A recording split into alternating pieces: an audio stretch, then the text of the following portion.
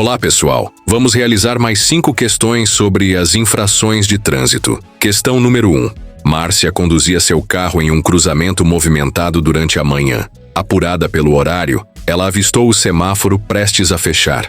Mesmo com o sinal vermelho aceso e sem qualquer placa indicando a possibilidade de conversão livre à direita, ela acelerou e atravessou o cruzamento, surpreendendo um pedestre que já havia iniciado a travessia. A cena foi registrada por uma câmera de monitoramento urbano, instalada no próprio semáforo. Assinale a alternativa correta. Letra A.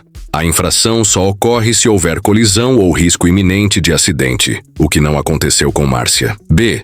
Como ela apenas avançou o sinal vermelho e não houve acidente, sua conduta não pode ser considerada gravíssima. Letra C. Márcia cometeu infração gravíssima, pois avançou o sinal vermelho em local sem permissão para conversão à direita. Ou D. A condutora só será penalizada se houver sinalização indicando explicitamente que o cruzamento tem fiscalização eletrônica. Alternativa A. Diz que só há infração se houver colisão ou risco iminente. Isso está incorreto. O artigo 208 do CTB é claro. Avançar o sinal vermelho do semáforo ou de parada obrigatória. Infração gravíssima. Não é necessário acidente, risco direto ou colisão. O simples ato de desobedecer ao semáforo já caracteriza a infração. Alternativa B afirma que, como não houve acidente, não se trata de infração gravíssima. Essa também está errada. A gravidade da infração não depende de resultado, e sim da ação de avançar o sinal vermelho, conforme previsto em lei. Mesmo que não tenha causado dano, o ato por si só é suficiente para caracterizar a infração como gravíssima. Alternativa C é a correta.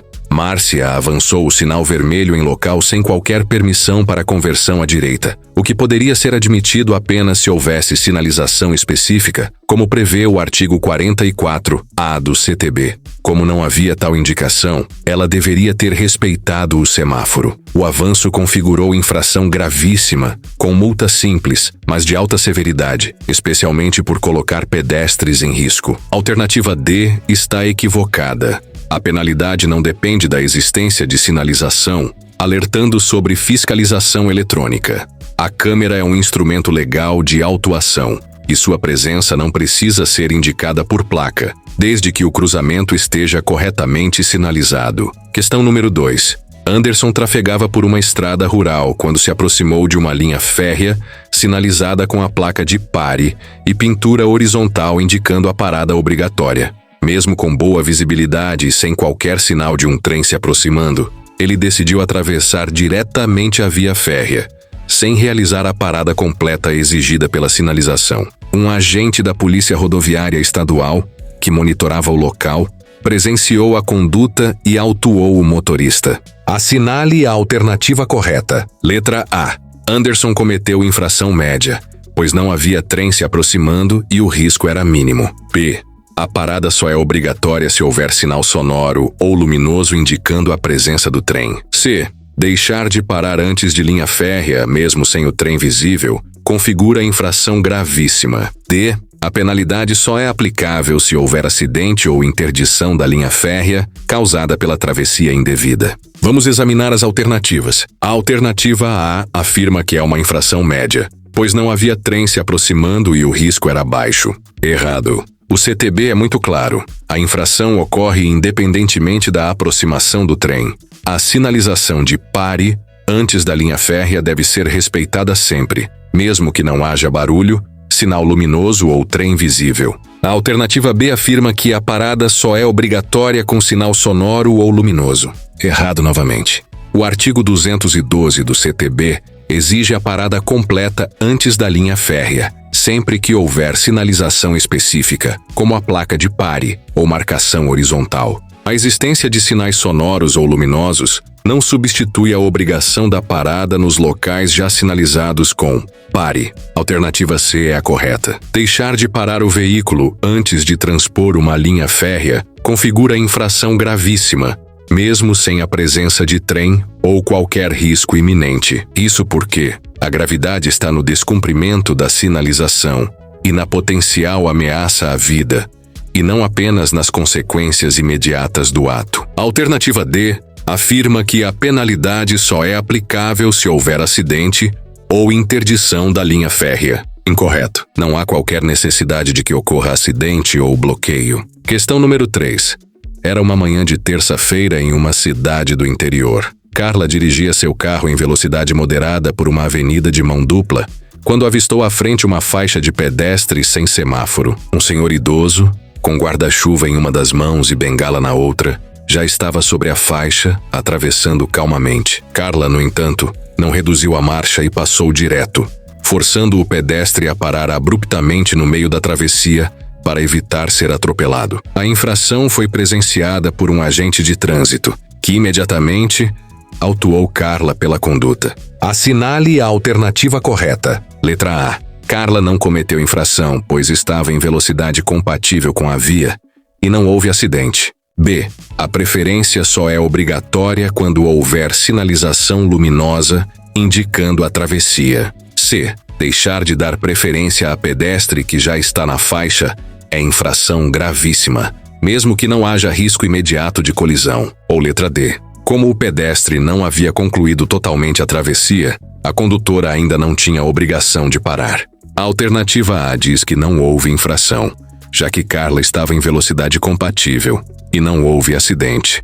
Errado. A infração independe de acidente. O que caracteriza a irregularidade é deixar de dar preferência ao pedestre já na faixa, o que está expressamente previsto no CTB como infração gravíssima, com multa. A alternativa B afirma que a preferência só vale quando houver semáforo indicando a travessia. Equivocado. O artigo 214, inciso 1, é claro.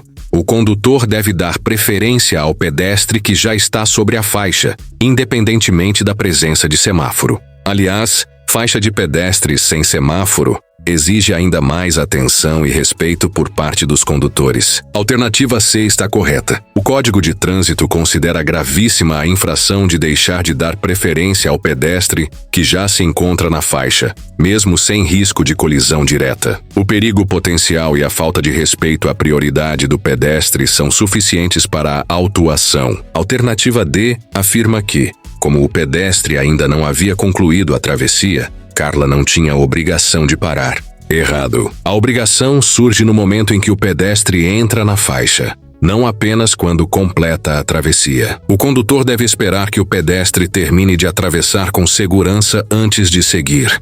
Questão número 4.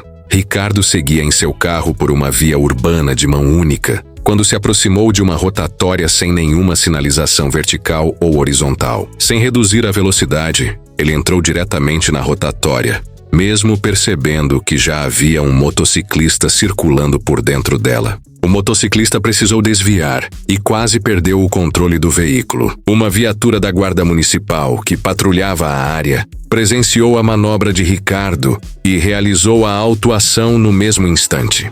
Com base no Código de Trânsito Brasileiro, assinale a alternativa correta. Letra A. Ricardo agiu corretamente, pois não havia sinalização que indicasse a obrigação de parar. Letra B.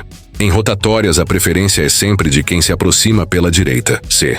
Ricardo deveria ter dado preferência ao veículo que já circulava na rotatória, mesmo sem sinalização. Ou letra D. A falta de acidente anula qualquer possibilidade de infração nesse tipo de situação. Vamos analisar as alternativas uma a uma. Alternativa A. Ricardo agiu corretamente, pois não havia sinalização que indicasse a obrigação de parar. Incorreto. A ausência de sinalização não anula as regras de preferência. De acordo com o artigo 215 do CTB, quando não há sinalização, o condutor deve dar preferência a quem já circula pela rotatória. A opção B, em rotatórias, a preferência é sempre de quem se aproxima pela direita. Errado. Essa regra é válida apenas em cruzamentos não sinalizados comuns, sem rotatória. Em rotatórias, a preferência é de quem já está dentro dela, independentemente do lado de onde veio. Alternativa C.